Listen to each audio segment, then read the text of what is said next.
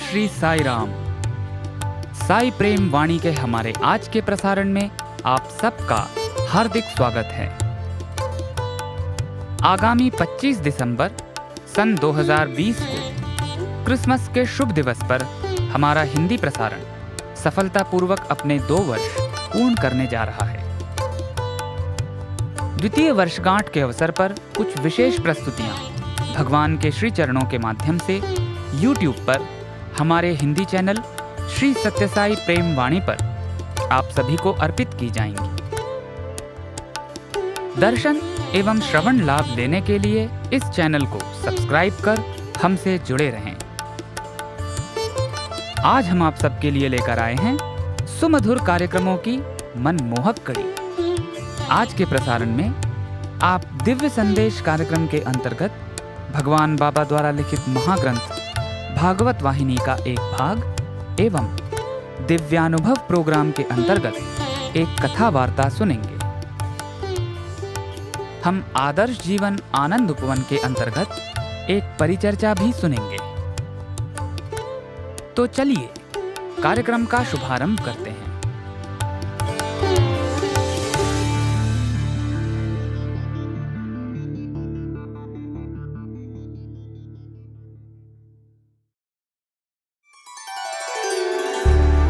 अब प्रस्तुत है हमारा आदर्श जीवन आनंद उपवन कार्यक्रम। आज इसके अंतर्गत हम 2 काल्पनिक किरदारों आनंद और अशोक के बीच आत्मधर्म विषय पर तैयार की गई परिचर्चा का पहला भाग सुनेंगे। इसकी संकल्पना एवं प्रस्तुति भगवान बाबा के विश्वविद्यालय के छात्रों एवं अध्यापकों द्वारा की गई है।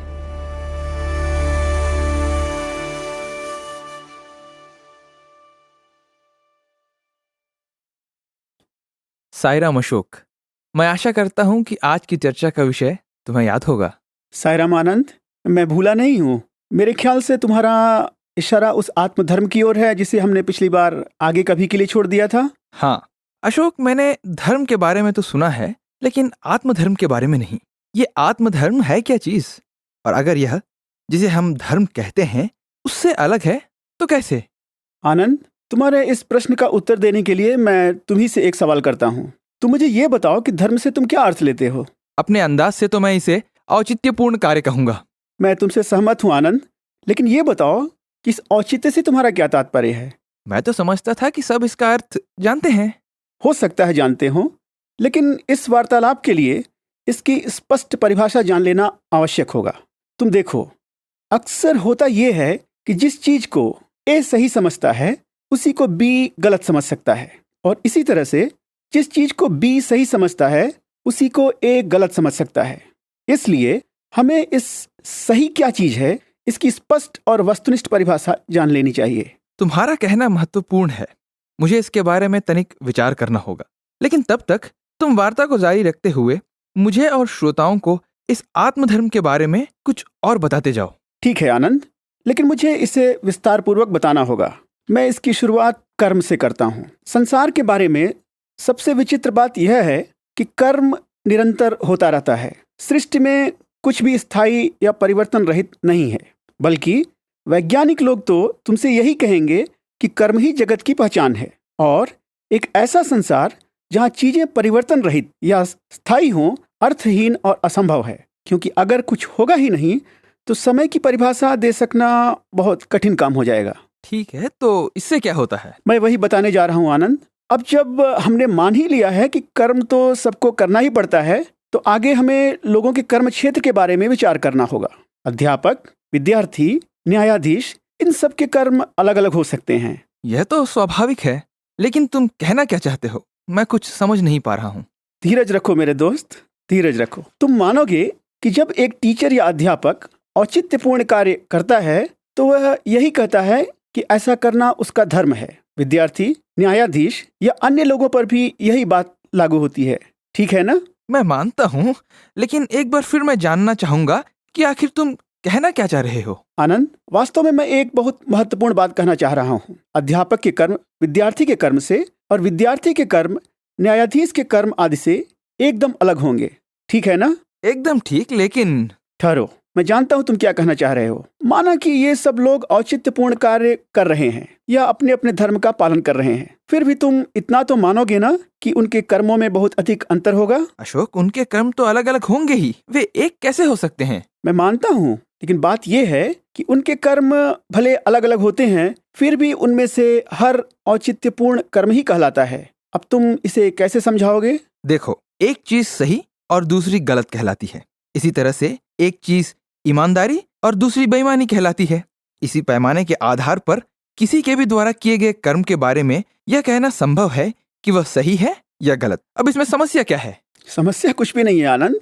मैं तो केवल तुम्हारा ध्यान इसी महत्वपूर्ण सिद्धांत की ओर क्रमबद्ध तरीके से आकर्षित कर सकने का प्रयास कर रहा था, जिसका वर्णन तुमने अभी अभी किया है। मैं नहीं जानता कि यह कौन सी महान चीज है जो मैंने अनजाने में ही कह डाली। आनंद, तुमने अभी अभी कहा कि सत्य और धर्म की माप के लिए एक निश्चित पैमाना है। ओ, ये बात। क्या तुम इसके बारे में मुझे और कुछ बता सकते हो? जरूर आनंद, जरूर। एक अर्थ में आत्मधर्म का तात्पर्य इस पूर्ण सिद्धांत से ही है। मैं इसे और सरल बनाकर बताता हूँ। क्या तुम्हें याद है कि हमने पहले कहा है कि हर व्यक्ति शरीर, मन और आत्मा के योग से बना है। आत्मा का मतलब अंतर में निवास करने वाले ईश्वर से है, और वह अंतर में निवास करने वाला ही कॉन्शियंस या अंतर्वाणी है। क्या तुम इसे दोहरा सकते हो? जरूर आनंद, जरूर। मान लो कि एक आदमी है जो कुछ करना चाहता है। यह आदमी एक राजनीतिज्ञ हो सकता है, एक शासक हो सकता है, राजदूत हो सकता है, सिपाही, डॉक्टर या और भी कोई हो सकता है। अब यह आदमी जानना चाहता है कि वह जो कुछ कर रहा है वह उचित है या अनुचित है। तुम्हारे विचार में उसे इसके लिए क्या करना चाहिए आनंद? मेरे विचार में उसे अपने अंतर्वाणी का सहारा लेना चाहिए। एकदम सही कहा तुमने आनंद। अगर यह अंतर्वाणी कहती है आगे बढ़ो, तो व्यक्ति जो भी कार्य करना चाहता है उसे कर सकता है। लेकिन अगर अंतर्वाणी कहती है कि नहीं, जो काम तुम करने जा रहे हो वह उचित नहीं है, तो फिर उस आदमी को वह कार्य नहीं करना चाहिए, उससे बचते रहना चाहिए। लेकिन अशोक, क्या अंतर्वाणी हमेशा सही मार्गदर्शन देती है? बेशक आनंद, बेशक। याद रखो, अंतर्वाणी ईश्वर की आवाज है। क्या तुम समझते हो कि ईश्वर कभी भी तुम्हें गलत रास्ता दिखलाएगा? लेकिन मैं कैसे विश्वास करूं कि अंदर से आने वाली आवाज इस अंतरात्मा या ईश्वर की आवाज है? आनंद, इस विषय पर हम पहले भी चर्चा कर चुके हैं, है कि नहीं? तुम्हारा अहंकार आत्मा का स्वांग रचकर तुम्हें मूर्ख बनाने की कोशिश कर सकता है। इसलिए तुम्हें इस सच्चाई की परख अवश्य करनी चाहिए। अहंकार स्वार्थ से भरा रहता है और उसकी वाणी में भिन्नता होती है। यह तुम्हें भ्रांत सा कर देता है। दूसरी ओर यह अंतरात्मा हमेशा एक ही वाणी बोलती है और यह पूरी तरह से निस्वार्थ होती है। इसलिए पहचानने की कोशिश करो आनंद कि अंतर से जो उत्सुकता जागती है वह स्वभाव से स्वार्थी है या स्वार्थ रहित है। ठीक है, लेकिन हम सब अहंकार की भावना से पूरी तरह से मुक्त नहीं हैं। इससे मुक्त कैसे हुआ जाए? ये तो तुमने एक महत्वपूर्ण प्रश्न किया है आनंद। याद करो, यहाँ पुरानी कैंटीन में एक बोर्ड हुआ करता था जिसमें लिखा था, मौनता की गहराइयों में ही ईश्वर की आवाज सुनी जा सकती है। वो तो मुझे अच्छी तरह से याद है, किंतु हर बार अपनी अंतर्वाणी की आवाज सुन सकने के लिए मैं किसी दूर निर्जन स्थान में कैसे पहुंच सकता हूँ? थोड़ा सोचने की कोशिश तो करो। मैं इसके प्रत्युत्तर में यही कहूंगा आनंद कि मेरे दोस्त, थोड़ा समझने की कोशिश करो। क्या तुम यह कहना चाहते हो कि मैं समझता नहीं, पागल हूँ? नहीं आनंद, मेरा यह तात्पर्य कदापि नहीं। मैं तो केवल इतना ही कहना चाह रहा हूँ कि तुम्हें यह समझने का प्रयास करना चाहिए कि इस संबंध में मौनता शब्द का तात्पर्य क्या है। मैं तो यही समझता था कि मौनता का तात्पर्य निशब्दता से है। ठीक, लेकिन आजकल शहरों और गांवों में बहुत अधिक शोर शराबा है, इसलिए मैंने किसी दूर स्थान में चले जाने की बात की। आनंद, मैं तुम्हारी बात समझता हूँ, लेकिन क्या तुम यह नहीं समझते कि इस संबंध में मौनता का अर्थ कुछ और ही है? मेरी समझ में नहीं आ रहा है। आनंद, तुम जब से इस मौनता शब्द का प्रयोग केवल बाह्य संसार के अर्थ में कर रहे हो, जबकि मैं इसका प्रयोग अंतर जगत के अर्थ में करता आ रहा हूँ। अंतर जगत में मौनता से तुम्हारा मतलब क्या है? क्या तुम्हारे कहने का मतलब ये है कि धड़कते हृदय से कोई ध्वनि नहीं उठनी चाहिए? मरोड़ते पेट से किसी भी तरह की आवाज नहीं आनी चाहिए? क्या तुम इतनी छोटी सी बात भी नहीं समझते कि आंतरिक गतिविधियों पर मेरा कोई नियंत्रण नहीं हो सकता? आनंद, ये कैसी बातें कर रहे हो तुम? मुझे इतना मूर्ख तो न समझो। अंतर में शोर शराबा ये अहंकार मचाता है, और जब कोई आंतरिक मौनता की बात करता है तो वहाँ उसका तात्पर्य अहंकार का मुंह बंद करने से होता है, बस। अच्छा, हाँ, अहंकार का मुंह बंद रखना चाहिए आनंद, या कम से कम जहाँ तक हो सके इसे नियंत्रण में तो जरूर रखना चाहिए। और वो कैसे करना चाहिए? केवल मन और इंद्रियों पर नियंत्रण रखते हुए। सुनो अशोक, लगता है तुम मन और इंद्रिय नियंत्रण को बच्चों का खेल समझते हो। क्या तुम नहीं जानते कि यह संसार की सबसे कठिन चीजों में से है? क्या तुम्हें यह याद नहीं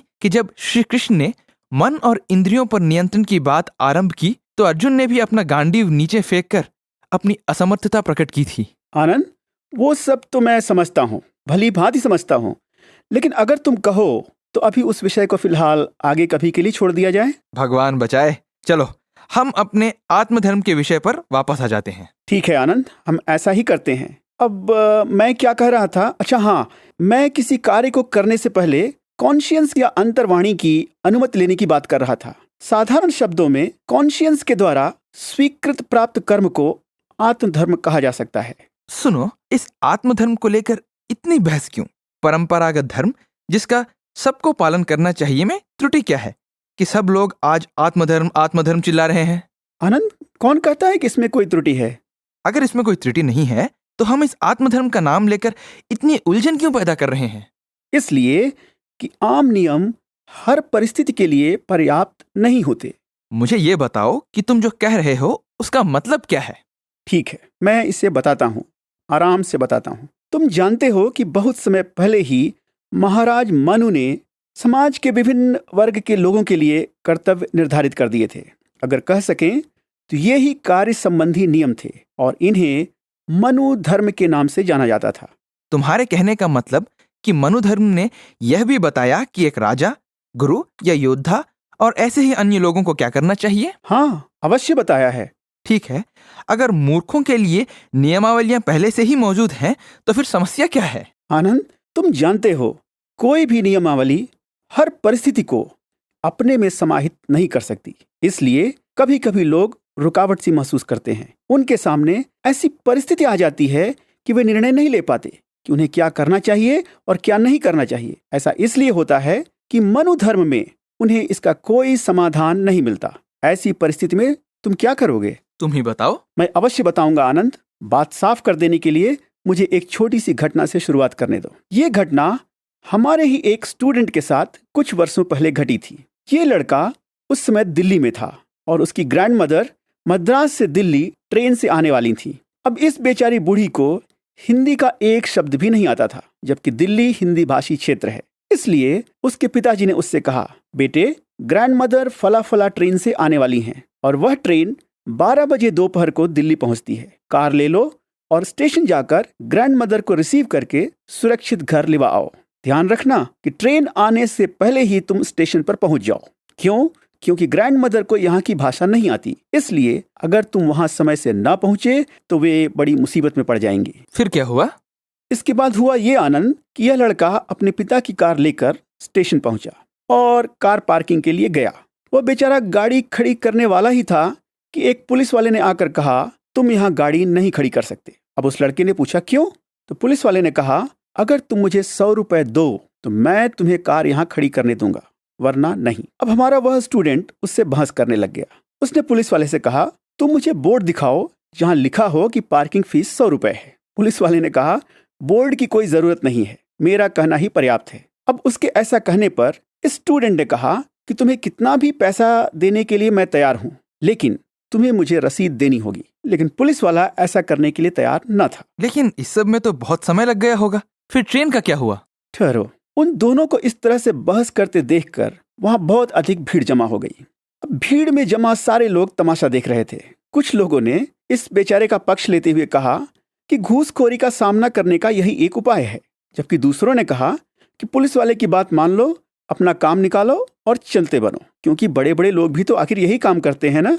इस सब में तो बहुत अधिक समय व्यर्थ हो गया होगा। सचमुच आनंद, बहुत समय व्यर्थ हो गया। क्या इस लड़के को यह चिंता नहीं थी कि ट्रेन आ जाएगी और उनकी ग्रैंडमदर बेचारी अकेली भटकती फिरेगी? ऐसा लगता है कि उसे इसको लेकर चिंता ही नहीं थी, क्योंकि वह उचित और अनुचित को लेकर बहस करने में दूसरा सब कुछ भूल गया था। अच्छा, तो अंत में क्या हुआ? अंत में हुआ ये कि लगभग 2 घंटे के बाद एक वरिष्ठ पुलिस अधिकारी आता हुआ दिखलाई दिया। उसने पूछा, अरे यहाँ क्या हो रहा है? सबने उससे बताने की कोशिश की। पुलिस वाले ने भी उससे कुछ कहा। ऑफिसर ने पुलिस वाले और लड़के दोनों की बात सुनी और फिर पुलिस वाले से कहा, उसे कार यहीं पार्क करने दो, तुम चुपचाप जाकर अपना काम करो। इस सब में तो 2 घंटे का समय लग गया। हे भगवान, फिर बेचारी ग्रैंडमदर का क्या हुआ?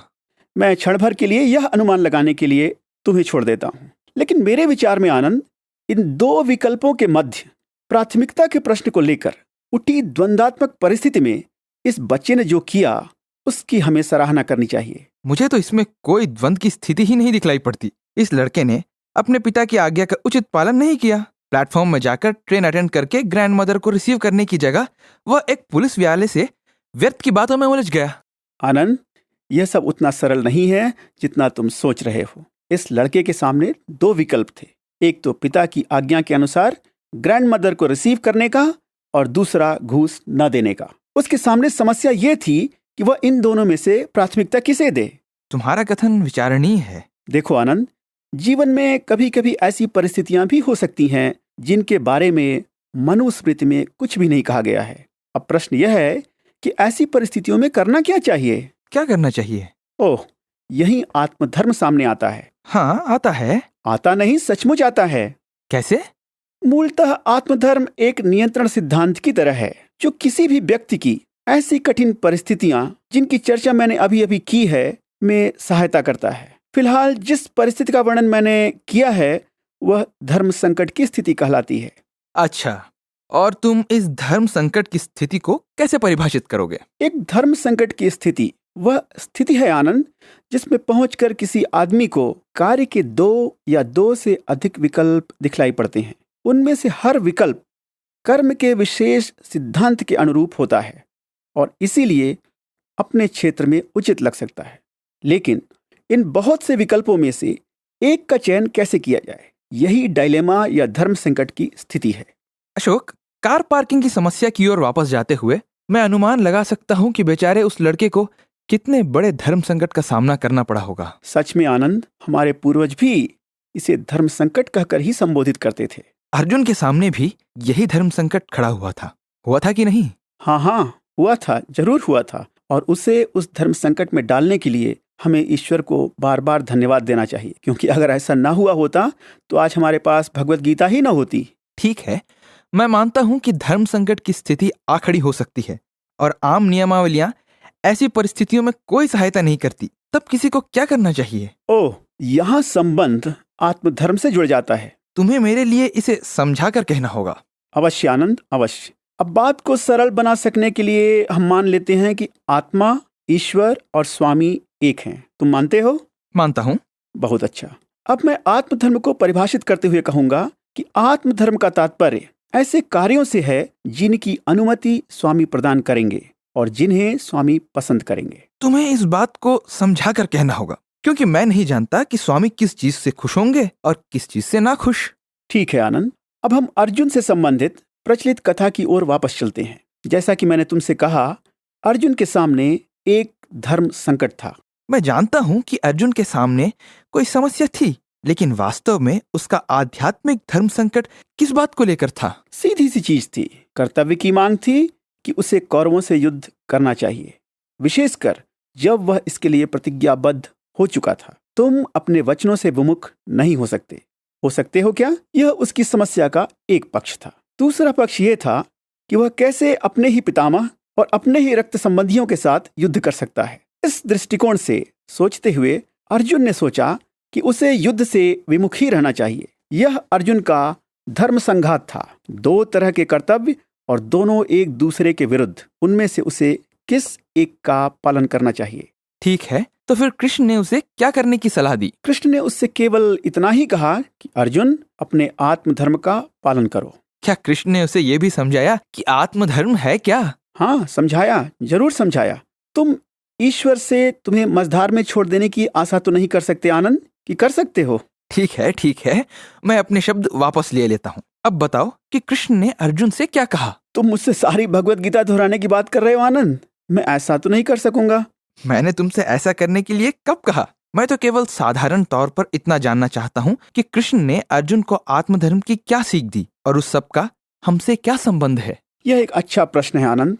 धर्म संकट के समय में किसी को ये सोचना चाहिए कि कैसा कर्म पूरी तरह से स्वार्थ मुक्त और आत्मा की प्रकृति के अनुकूल होता है। ठीक है, अब मुझे यह समझाओ कि कृष्ण ने अर्जुन को उस पैमाने का उपयोग करना किस प्रकार से सिखलाया। बहुत ही अच्छा प्रश्न किया है तुमने आनंद। अब कृष्ण ने पहले कहा, अर्जुन तुम कहते हो कि तुम युद्ध नहीं करना चाहते। यह तुम्हारे शरीर और मन के द्वारा लिया गया निर्णय है, लेकिन तुम न तो शरीर हो और न ही मन, तुम तो शाश्वत आत्मा हो। अरे, इसी से मिलती जुलती चीज तो हमारे स्वामी भी कहते हैं।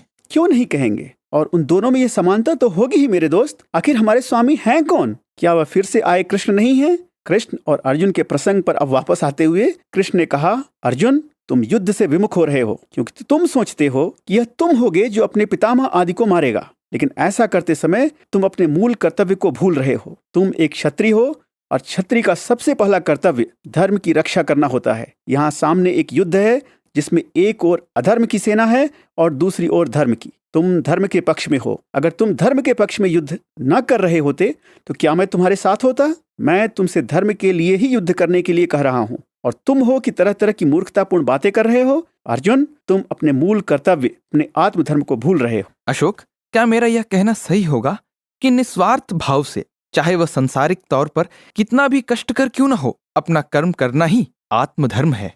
इस बात को लेकर मैं तुमसे पूरी तरह से सहमत हूँ आनंद। अभी आप सुन रहे थे हमारा कार्यक्रम आदर्श जीवन आनंद उपवन। आज आपने दो काल्पनिक किरदारों आनंद और अशोक के बीच आत्मधर्म विषय पर तैयार की गई परिचर्चा का पहला भाग सुना। इसकी संकल्पना एवं प्रस्तुति भगवान बाबा के विश्वविद्यालय के छात्रों एवं अध्यापकों द्वारा की गई थी।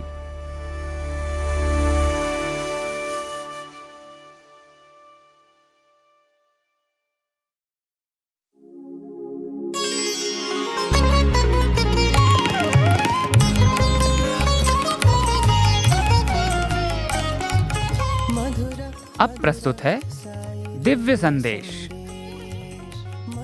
इसके अंतर्गत भगवान बाबा द्वारा लिपिबद्ध किए गए महाग्रंथों में से एक भागवत वाहिनी का एक भाग आज हम प्रस्तुत करने जा रहे हैं। दिव्य संदेश, साई संदेश।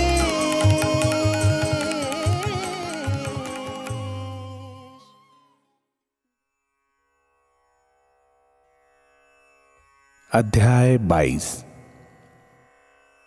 दुर्वासा ने दुर्योधन की प्रार्थना को स्वीकार कर लिया। उन्होंने ठीक है यह कहकर वन की ओर प्रस्थान किया। मैं अवश्य जाऊंगा। इस प्रार्थना में अत्यंत बुरी भावना थी। यह ऐसा था कि एक दिन जब प्रातःकाल पांडवगण सूर्य की पूजा कर रहे थे तो सूर्य देव को उनकी अवस्था पर दया आई और अपनी अपार कृपा स्वरूप उन्होंने उनको एक पात्र दिया जिसमें यह विशेषता थी कि उसमें से अन्न कभी समाप्त ना होगा, चाहे जितना भी निकाला जाए। इसे अक्षय पात्र कहा गया। द्रौपदी, जो कि अत्यंत कर्तव्य परायण थी, अपना भोजन पांचों भाइयों के खाने के पश्चात ही करती थी। जब तक वह अपना भोजन समाप्त नहीं करती थी, पात्र अन्न से पूर्ण रहता था, चाहे कितने ही व्यक्ति खाएं। जब वह खा चुकती और पात्र को धो देती तो उसमें कुछ नहीं रहता था। अतः दिवस में एक बार जब तक वह न खाती, पात्र पूर्ण रहता था। इसके पहले तो वह सहस्त्रों अतिथियों को खिला सकती थी, पर जब वह स्वयं खा लेती थी तो उस दिवस के लिए पात्र खाली हो जाता था। कहने का तात्पर्य यह है कि कुछ भी अन्न का अंश उसमें होना चाहिए, जिससे कि परिमाण में उसकी वृद्धि होती जाए। यही इसका आश्चर्यजनक गौरव रहा। दुर्योधन ने इसी को सोचकर दुर्वासा से कहा था कि द्रौपदी के भोजन कर लेने के पश्चात ही पांडवों के पास जाएं। जब क्रोधी दुर्वासा भोजन मांगेंगे और पांडवगण उनको और उनके असंख्य शिष्यों को तृप्त करने में अक्षम होंगे तो क्षुधा के वश क्रोधी मुनि अवश्य पांडवों को श्राप देंगे, जिससे वे चिरकाल के लिए समाप्त हो जाएंगे। उनके साथ रहने की समस्या का अंत हो जाएगा और कौरवगण चिरकाल तक शांति से रह सकेंगे। दुर्योधन की यही कुमंत्रणा थी, परंतु पांडवगण किसी अन्य से सहायता नहीं मांगते थे, वरन अंतर्यामी ईश्वर से ही मांगते थे। ऐसे पर मुनि के श्राप का क्या प्रभाव पड़ेगा, चाहे कितना ही प्रबल क्यों ना हो। जब स्वयं ईश्वर उनकी रक्षा के लिए हैं, तो पापी व्यक्ति की प्रचेष्टा का क्या प्रभाव हो सकता है? उसकी प्रचेष्टा विफल होगी। दुष्ट कौरवगण यह नहीं जानते थे कि जब वह कुछ सोचते हैं तो ईश्वर भी कुछ और सोचते हैं। जब द्रौपदी अपना भोजन कर पवित्र पात्र को धोकर आराम कर रही थी और पतियों से वार्तालाप कर रही थी, उसी समय दुर्वासा मुनि अपने 10,000 शिष्यों सहित पांडवों के समक्ष आए। धर्मराज ने उनको अपनी फूस की झोपड़ी की ओर आते देखा। वह शीघ्रता से उठे और हार्दिकता से उनका स्वागत किया। चरणों को धोकर पुष्प अर्पण कर साष्टांग प्रणाम किया। उन्होंने कहा, मेरी इच्छा की पूर्ति हो गई और यह अत्यंत भाग्यशाली दिवस है। प्रसन्नता के आंसू बहाते हुए वह हाथ जोड़कर खड़े हो गए। द्रौपदी व उनके भ्रातागण भी प्रणाम कर मस्तक झुकाए खड़े हो गए। दुर्वासा, जो इतनी दूर की यात्रा से थके थे, बोले, हम स्नान व अपराह्न पूजा के लिए नदी में जा रहे हैं। मेरे लिए और मेरे 10,000 शिष्यों के लिए भोजन तैयार रखो। यह कहते हुए वे नदी की ओर शीघ्रता से चले गए। जब धर्मराज ने यह सुना तो अत्यंत घबरा गए और उनका दिल बैठ गया। उन्होंने द्रौपदी से पूछा तो पता चला कि पात्र को धोकर रख दिया गया है। वे सब अत्यंत दुख से बैठ गए कि अब क्या होगा। 10,000 को खिलाना, हे भगवान, आज क्या होना है। दुख से वे सब विलाप करने लगे। द्रौपदी के लिए, जो आदर्श गृहिणी थी, अतिथि को भोजन कराकर सत्कार करना अत्यंत प्रिय था, परंतु इस समय जब वहां इतने व्यक्तियों के खिलाने का कुछ भी आयोजन नहीं था, तो वह व्याकुल हो गई। अतिथि जो आज हमारे पास आए हैं, वह तो विख्यात दुर्वासा हैं। उनकी क्षमता सबको पता है। जो कोई भी उनको क्रोधित करे, उसे वह क्षण भर में भस्म कर सकते हैं। हाय, अब और क्या विपत्ति मेरे पतियों पर आने वाली है। वह भय से कांपने लगी। वह किसी भी प्रकार से उन सबको खिलाने की समस्या को सुलझा न सकी। भले लोगों के रक्षक ईश्वर के बिना कौन उनकी रक्षा कर सकता था। कृष्ण, हे गोपाल, मेरे पतियों को बचाओ, सर्वनाश होने जा रहा है, उससे हमें बचाओ। ऋषि और साधुओं की तृप्ति का कोई मार्ग दिखाओ। रोते हुए वह विचलित हृदय से कृष्ण को पुकारने लगी। उन्हें वह अत्यंत उत्कंठा से पुकारती गई। उसको कुछ भी क्षति हो वह नहीं सोचती थी, पर उसके पतियों की रक्षा हो और उसका मांगल्य सुरक्षित रहे, यही उसकी अभिलाषा थी। अत्यंत दुख से वह रोती गई। पांडव भ्रातागण उसके दुख को देखकर और अधिक चिंतित हो गए। वे भी एक सहारे कृष्ण को पुकारने लगे, हे नंद नंदन, कौरवों से समस्त विपत्तियों से तुमने हमें बचाया। तुमने हमारी अपनी आंखों की पलकों की तरह रक्षा की। अब इस विपत्ति में हमें क्यों डाला? हमारा दोष त्रुटि क्षमा करो और इस विपत्ति से हमें बचाओ। ऋषि और उनके शिष्यों को तृप्त करने के लिए हमारी सहायता करो। पांडवों की प्रार्थना और द्रौपदी के आंसुओं ने कृष्ण के हृदय को द्रवीभूत कर दिया। पद ध्वनि सुनाई दी। पांडवगण जो दुर्वासा के लौटने की दुश्चिंता में थे, देखा कि कृष्ण उनकी कुटी में प्रवेश कर रहे हैं। उनकी उज्ज्वलता और मुस्कान चारों ओर फैल गई और पीतांबर धरती तक बिखरा था। वे अवाक हो गए। कृष्ण कृष्ण करके उनकी ओर दौड़े। द्रौपदी भी सुनकर भीतर से दौड़ी आई। उसको पता चला कि यह अवश्य ही उनकी कृपा का चिन्ह है। पर जब उन्होंने स्वयं कृष्ण को ही देखा तो उनके पैरों पर गिर पड़ी और आंसुओं से उन्हें धो दिया। मेरी रक्षा करें, मेरे मांगल्य की रक्षा करें, ऋषि और उनके शिष्यों को तृप्त करें। परंतु कृष्ण उनकी चिंता को सुनकर बिल्कुल भी विचलित नहीं हुए। जो कि ब्रह्मांड के संचालक हैं, वे स्वयं अपनी क्षुधा में निमग्न हो गए। उन्होंने कहा, द्रौपदी, यह आश्चर्यजनक है। मैं स्वयं भूखा हूं। पहले मेरी भूख शांत करो। मांगो, उसके बाद क्या चाहती हो। शीघ्रता से पहले मुझे कुछ खाने को दो। और हाथ बढ़ाया जैसे कि अब उनसे रहा न जा रहा हो। द्रौपदी ने कहा, भगवान, यह हंसी का समय नहीं है। यह हमारी दुश्चिंता का समय है। हमें बचाइए और हमारी विपत्ति पर मत हंसिए।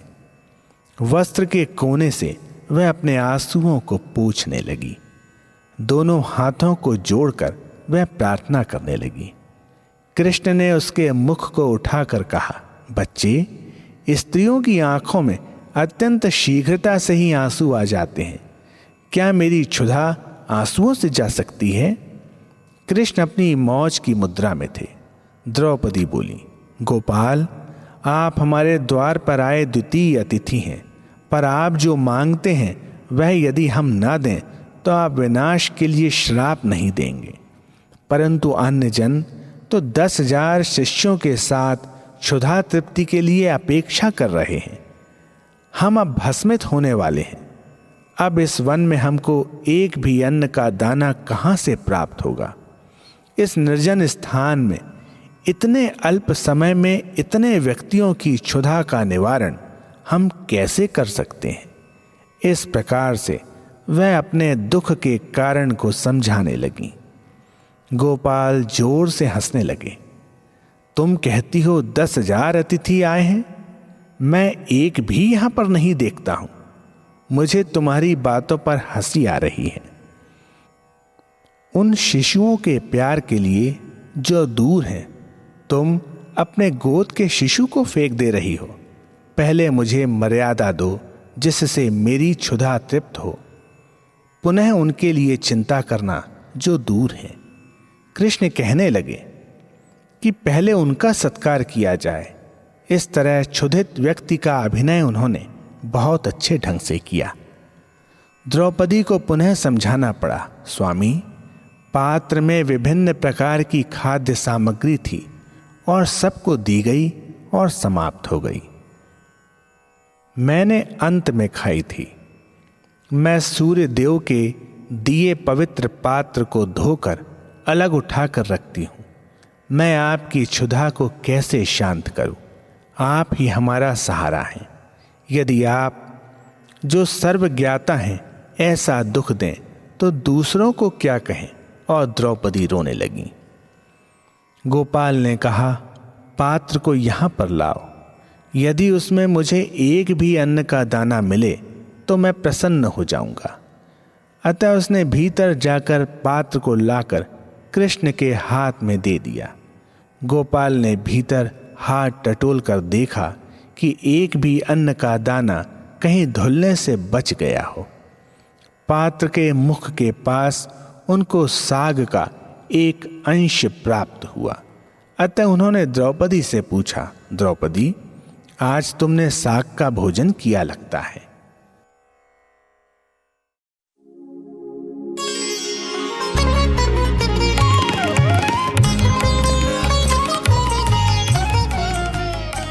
अभी आप सुन रहे थे दिव्य संदेश। दिव्य संदेश। आज आपने भगवान बाबा द्वारा लिपिबद्ध किए गए महाग्रंथों में से एक भागवत वाहिनी का एक भाग सुना।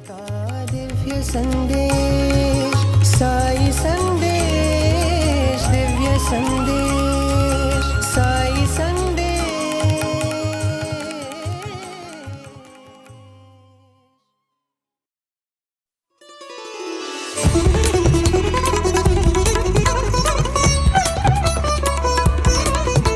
आप सुन रहे हैं रेडियो साईं प्रशांति निलयम से हिंदी प्रसारण साईं प्रेम वाणी।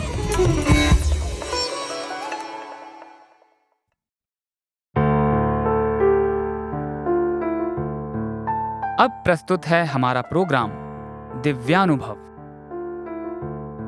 आज इसके अंतर्गत हम श्री ऋतुराज जी महाराज द्वारा भगवान के समक्ष सन 2010 के मार्च महीने में प्रस्तुत किए गए श्रीमद् भागवत सप्ताह का एक भाग सुनेंगे।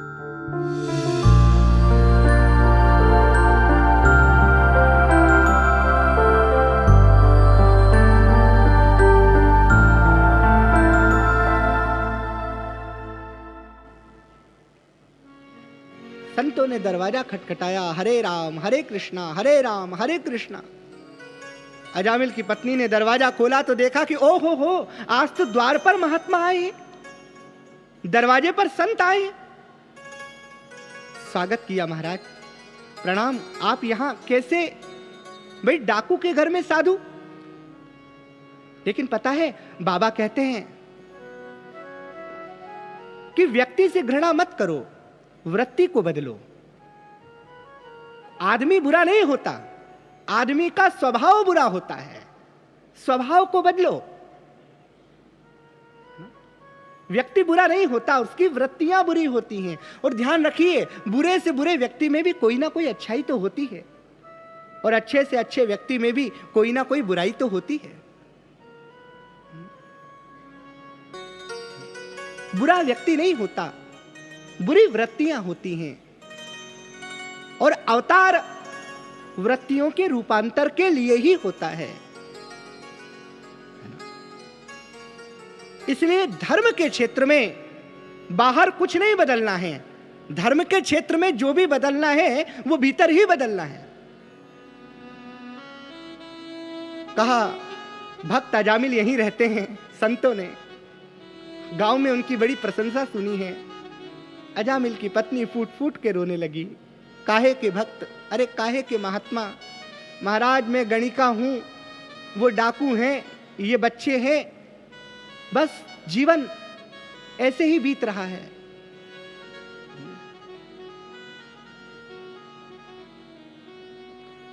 सत संगरी सीत सीतया, साधु संगति गंगया, कि तस्य दारे कि तीर्थोमि,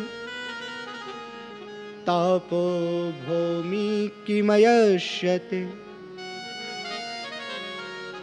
सत्संग तो मानो गंगा है, और इस सत्संग रूपी गंगा में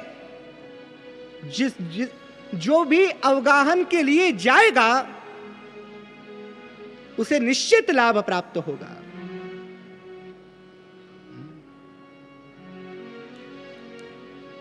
ज्ञात में या अज्ञात में निश्चित लाभ होगा।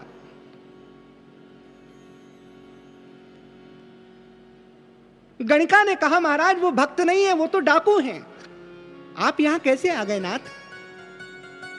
संतों ने कहा अब चाहे कुछ भी हो, अब डाकू हो साधु हो, अब हमारे भगवान तो यहीं विराजमान होंगे, और आज भगवान को भोग यहीं लगेगा। क्यों? क्योंकि साधुओं का कर्तव्य है कि वे समाज में जाएं और समाज के उन लोगों को सुधारें जो दोष और दुर्गुणों से युक्त हैं। भगवान इसीलिए तो संतों के संरक्षण के लिए आते हैं, संतों की सहायता के लिए आते हैं, क्योंकि संत भगवान के संदेश वाहक होते हैं, संत भगवान के प्रतिनिधि होते हैं। भगवान संतों को मार्ग दिखाते हैं, संत समाज को मार्ग दिखाते हैं।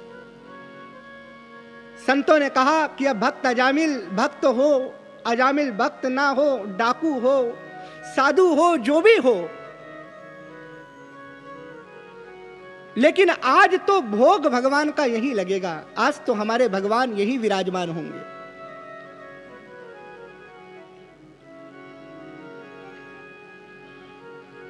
और संतों ने बड़े आनंद से वहीं भगवान को स्थापित किया। भगवान को स्थापित करने के बाद उस गणिका ने, अजामिल की पत्नी ने सूखी सामग्री संतों को दे दी कि आराम से प्रसादी बनाएं, भगवान को भोग लगाएं, कहीं कोई चिंता की बात नहीं है महाराज। संतों ने कहा इससे सुंदर और क्या बात है। और जैसे ही संतों ने भगवान का भोग बनाना प्रारंभ किया,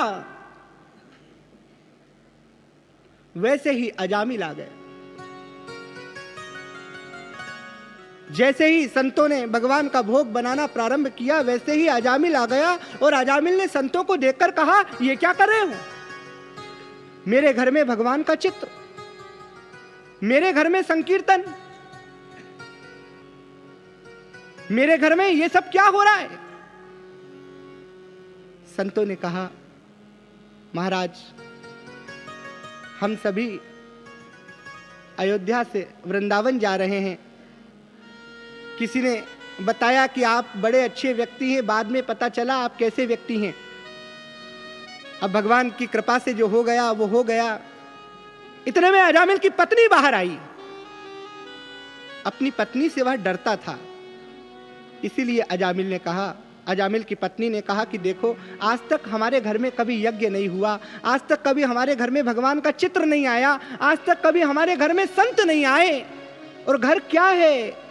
न विप्रपादोदक कर्दमानि न वेद शास्त्र ध्वनि गर्जितानि स्वाहा स्वधाकार विवर्जितानि श्मशान तुल्यानि ग्रहाणि तानि न विप्रपादोदक कर्दमानि।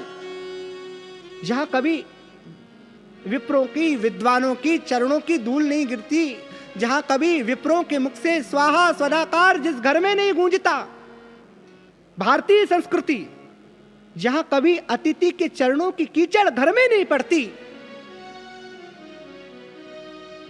जहां कभी वेद और शास्त्रों के मंत्र जिस घर में गूंजते नहीं हैं, वो घर नहीं है, वो तो स्मशान है।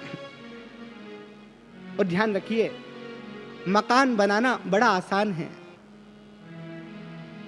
मकान तो आप बना सकते हैं, लेकिन घर तो भगवान बाबा के दर्शन के आधार पर ही बन सकता है। घर तो श्रीमद् भागवत, जो बाबा का सनातन दर्शन है, उसी के आधार पर बन सकता है। मकान ईंट से बन जाता है, रेत से बन जाता है, सीमेंट से बन जाता है ना। मकान बनाने के लिए एक नक्शे वाला भी चाहिए, लेकिन घर समर्पण से बनता है, घर निष्ठा से बनता है, घर सदाचार से बनता है,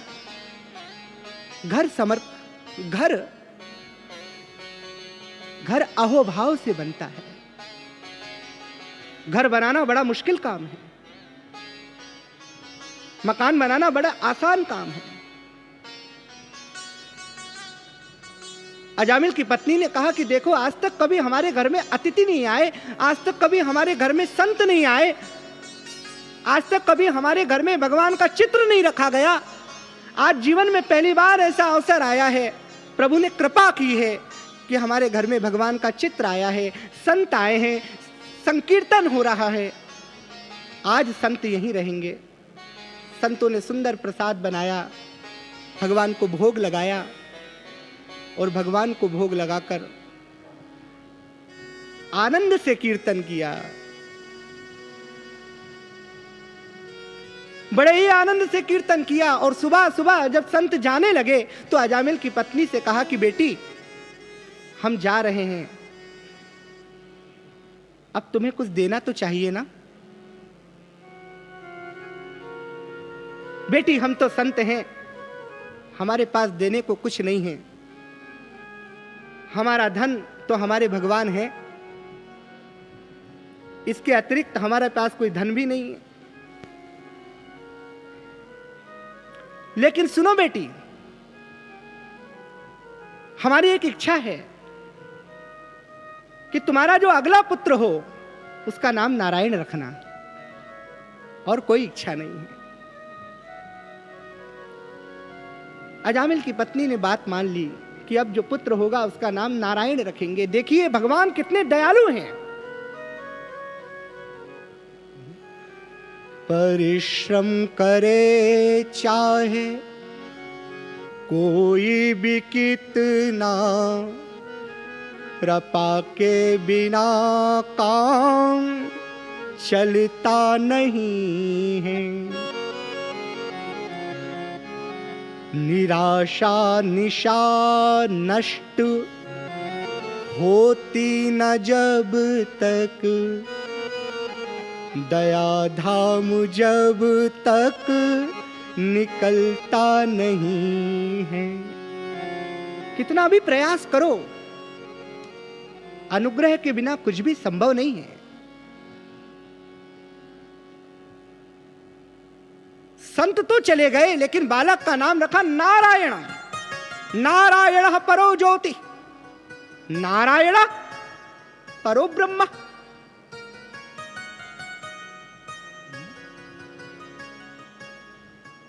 नारायण परम ज्योति है, नारायण पर ब्रह्म है। और धन्य है हम सब के भाग्य को कि नारायण के चरणों में ही हम सब बैठे हुए हैं।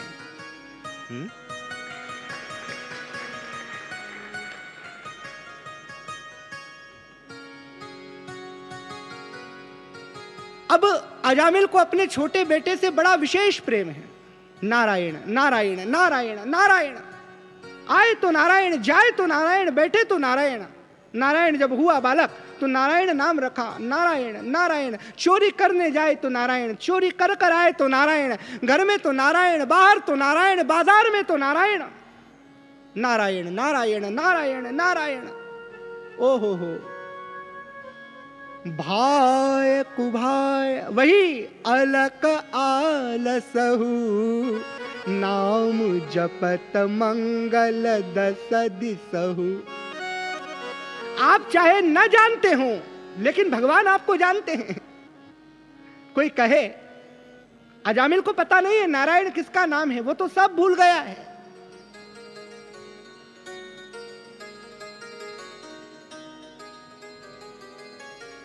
याज्ञवल्क्य से उनकी बड़ी पत्नी ने यही तो पूछा, यन्नुम इयम भोगो सर्वा पृथ्वी वित्तेन पूर्णा स्यात् कथम तैना मृता स्यामिति। क्या आप जो मुझे ये सुख संपत्ति देकर जा रहे हैं, धन देकर जा रहे हैं, इससे क्या मैं आनंदित हो जाऊंगी? नेति होवाच याज्ञवल्क्यो, नहीं नहीं नहीं नहीं, इससे तुम संपन्न हो जाओगी, लेकिन आनंद और संपन्नता का आपस में कोई संबंध नहीं है। आनंद एक अलग विषय है, संपन्नता एक अलग विषय है। संपन्नता समाज से प्राप्त होती है, भगवान से संपन्नता तो प्राप्त होती ही है, लेकिन सबसे बड़ी बात भगवत सानिध्य के बाद जो प्राप्त होता है वो प्राप्त होता है आनंद।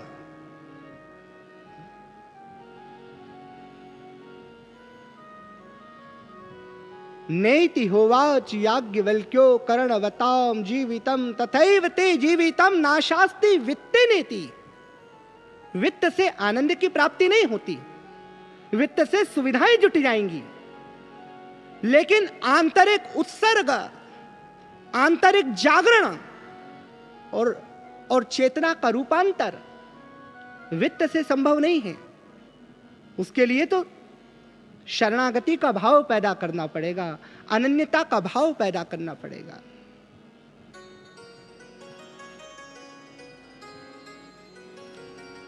एक दिन अजामिल अपने घर में लेटा हुआ था और प्यारा सा बेटा नारायण पास में खेल रहा था। जीवन का कोई भरोसा नहीं है, कब क्या हो जाए।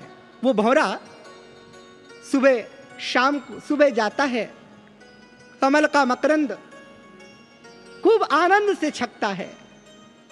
और शाम को जब कमल का पुष्प बंद हो जाता है तो वो भंवरा जो लकड़ी में भी छेद कर देता है, हाय रे देखो तो सही मोह, कमल की पंखुड़ी में छेद नहीं कर पाता।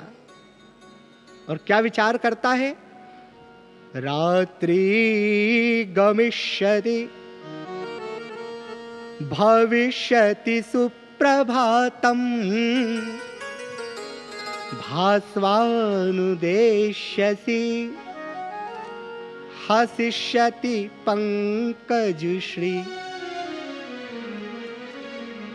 रात जाए पुनः सुप्रभात हो, भगवान भुवन भास्कर अपनी लालिमा के साथ, अपनी उर्मियों के साथ पुनः वातावरण को प्रकाशित करते हुए जब इस धरा धाम पर अवतरित होंगे तो पुनः ये सुबह कमल का पुष्प खिलेगा और फिर मैं इसके मकरंद को पीऊंगा।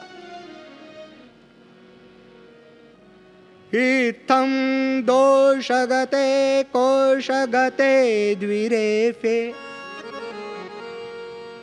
लेकिन सुबह एक दूसरी ही घटना घटती है। सुबह जो घटना घटती है वह क्या है? इत्थं कोशगते दोषगते द्विरेफे हा हंत हंत नलनिम गजउज्जहारा। सुबह एक हाथी अपनी हथनियों के साथ जल क्रीड़ा करता हुआ उस सरोवर में आता है और उस फूल को उठाकर खा जाता है। भंवरा भी समाप्त और उसकी आसक्ति भी समाप्त।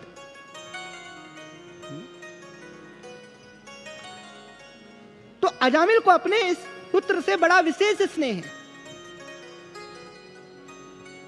अजामिल तो लेटा हुआ है और छोटा सा नारायण पास में खेल रहा है। अजामिल का समय पूरा हो गया है, यमदूत उसे लेने आए हैं और यमदूतों को देखकर अजामिल घबरा गया। जब हम घबराते हैं तो अपनों को बुलाते हैं, संत जब घबराते हैं तो भगवान को बुलाते हैं, क्योंकि उनके अपने तो भगवान ही है ना। गोस्वामी जी से किसी ने पूछा कि आपका भाई परिचय क्या है तुलसीदास जी। गोस्वामी जी से किसी ने पूछा कि आपका परिचय क्या है, तो गोस्वामी जी ने कहा कि धूत कहो अवधूत कहो रजपूत कहो जुल्हा कहो को, कि धूत कहो अवधूत कहो रजपूत कहो जुल्हा कहो को, काहू की बेटी से बेटा न ब्याहूं जाको रुचे से कहे कहे को, तुलसी सारा नाम गुलाम है राम को, लेवे को एक न देवे को दो, और मांग के खाई मसीत के सोई, न आबे को एक न जाबे को दोई। पूछा आप कौन हैं? ब्रह्मज्ञानी है, लेखक है, विद्वान है, संत है, क्या है? उनने कहा दूत कहो अवधूत कहो, कोई हमें अवधूत कह दो, धूर्त कह दो, विद्वान कह दो, मूर्ख कह दो, जड़ कह दो, जो कहना है वो कह दो। बाबा जी कहते हैं मेरा एक ही परिचय है कि मैं राम के चरणों की धूल हूं, मैं राम के दरवाजे का कुत्ता हूं। कितनी बड़ी बात कही, भक्ति की पराकाष्ठा। अब क्या करें, प्रेम इतना बढ़ गया।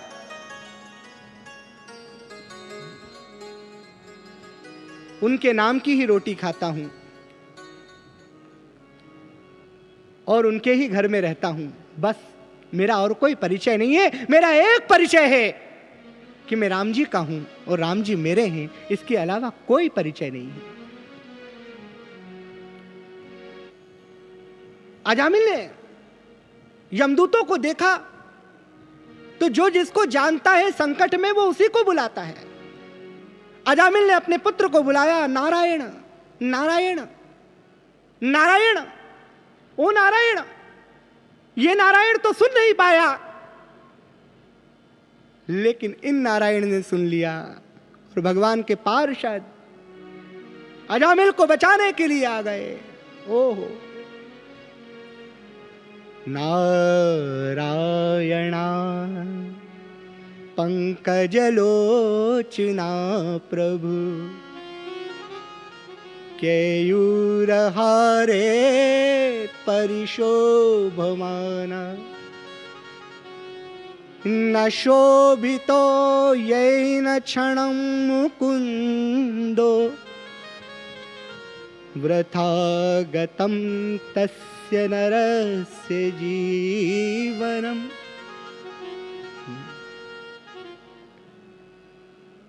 कौन बचाता है उस समय?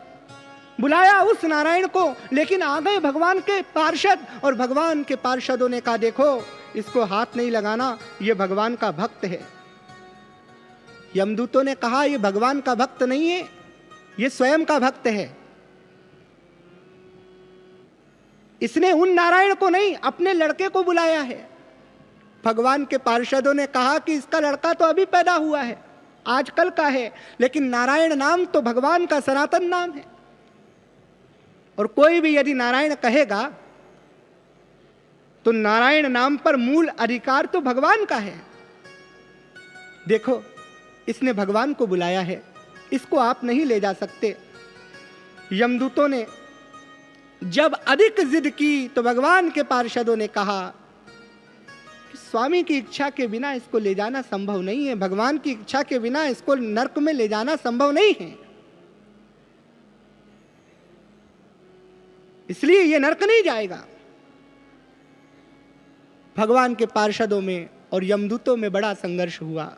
वाणी का यमदूत लौटकर नरक गए और यमराज से बोले कि महाराज कोई 4 भुजा वाले बहुत सारे लोग थे, कहते थे कि वो नारायण के पार्षद हैं। एक अजामिल नाम का व्यक्ति था, उसको हम लेने गए थे, लेकिन उन्होंने हमें कहा कि सुनो नारायण तो भगवान का नाम है, और अजामिल ने अंत में नारायण का नाम लिया है, इसलिए आप अजामिल को नहीं ले जा सकते। यमराज ने कहा धीरे बोलो और सम्मान से बोलो। यमराज ने यमदूतों को कहा कि धीरे बोलो, सम्मान से बोलो। तुम जानते हो नारायण नाम किनका है? नारायण श्री भगवान का नाम है। ये वही भगवान है जिन्होंने मुझे यमराज बनाया है, ये वही भगवान है जिन्होंने इंद्र को इंद्र बनाया है, ये वही भगवान है जिन्होंने ब्रह्मा को ब्रह्मा बनाया है। सुनो, मैं, ब्रह्मा जी, नारद जी, इंद्र महाराज, समस्त देवता, बलि, भीष्म, व्यास, जितने भी लोग हैं, ध्रुव, सब उन्हीं के अनुग्रह के कारण बने हैं। ध्यान रखो, नियम, यमराज अपने दूतों से कहते हैं कि नियम मेरे लिए हैं, तुम्हारे लिए हैं, देवताओं के लिए हैं, मनुष्यों के लिए हैं, लेकिन जिसने नियम को बनाया है उसको नियम से हम नहीं बांध सकते। जिसने समय को बनाया है उसको हम समय से नहीं बांध सकते। अजामिल ने यह दृश्य देखा तो भगवान की करुणा को उसने प्रणाम किया कि मैंने क्या कार्य किया जीवन भर। अपने माता पिता को घर से निकाल दिया, अपनी धार्मिक धर्म पत्नी को घर से बाहर निकाल दिया, जीवन में मैंने चोरी की, अनेक हत्याएं की, लेकिन देखो कितने दयालु हैं भगवान कि एक बार उनका नाम जिव्या पर आ गया। और मैंने तो भगवान को बुलाया भी नहीं था, बुलाया था अपने लड़के को, नारायण नारायण नारायण।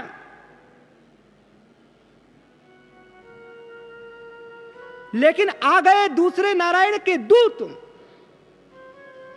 ध्यान रखिए, जो किसी कारण से कृपा करे वो मनुष्य हो सकता है या देवता हो सकता है, लेकिन जो अकारण करुणा करते हैं वो तो सिर्फ श्री भगवान ही हो सकते हैं। अकारण, कोई कारण नहीं।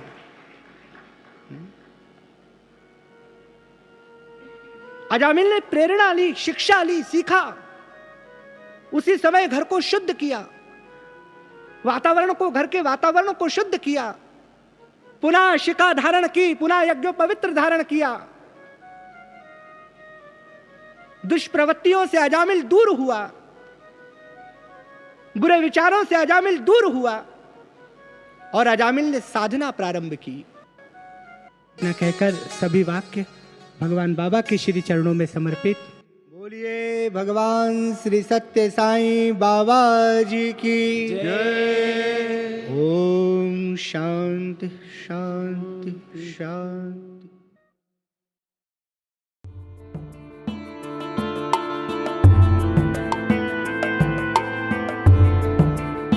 अभी आप सुन रहे थे हमारा दिव्यानुभव प्रोग्राम।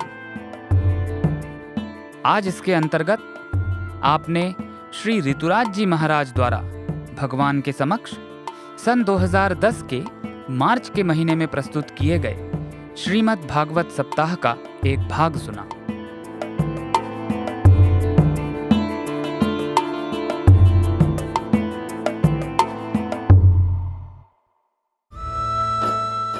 ओम श्री साई राम।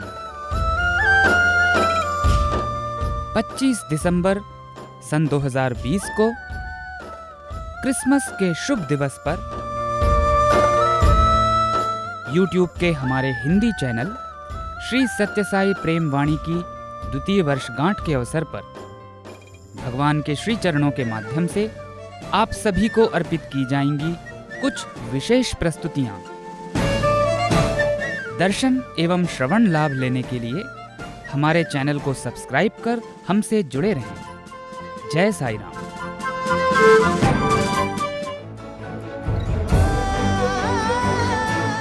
इसी के साथ हमारे साईं प्रेमवाणी कार्यक्रम का समापन होता है। उम्मीद है हमारा आज का कार्यक्रम आपको पसंद आया होगा। अपने सुझावों को हम तक जरूर भेजें। हमारा व्हाट्सएप नंबर है 9393258258 93 258 258। हिंदी भाषा में हमारी ये सभी प्रस्तुतियां YouTube पर भी उपलब्ध हैं। इन्हें वहां देखने या सुनने के लिए हमारे YouTube चैनल को सब्सक्राइब करें और कमेंट बॉक्स में अपने सुझाव देना न भूलें। हमारी वेबसाइट पर हमारे कार्यक्रमों को अपनी इच्छा अनुसार सुनने के लिए आप radiosai.org/hindi पर इनको डाउनलोड भी कर सकते हैं। श्रोताओं, आपको अलविदा कहने के पहले इस्माइल मेरिटी की 2 पंक्तियां सुनाते हैं। तारीफ उस खुदा की जिसने जहां बनाया, तारीफ उस खुदा की जिसने जहां बनाया, कैसी ज़मीं बनाई, क्या आसमां बनाया।